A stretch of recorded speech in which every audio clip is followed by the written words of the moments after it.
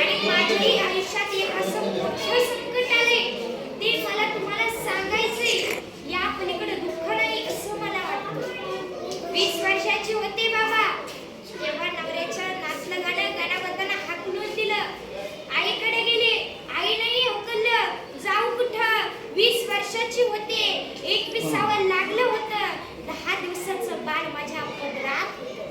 खूप फिरले, फिरून फिरून पाय दुखायला लागले. मग मी रेल्वेच्या डब्यात जाऊन बसले. रेल्वे सुटली, घर नव्हता, रेल्वे चालत होती, मीही रेल्वेवरच चालत होते. तेवढ्यात लक्षात आलं पोटात भूक लागली. काय करू आता? मग मी गाणं म्हणायला सुरुवात केली. मग येणाऱ्या जाणाऱ्यांनी मला भिक्षा मागली.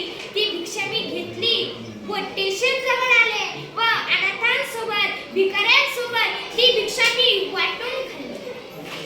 भिकाऱ्यांनी मला संरक्षण दिलं आणि मी त्यांना भिक्षा दिली.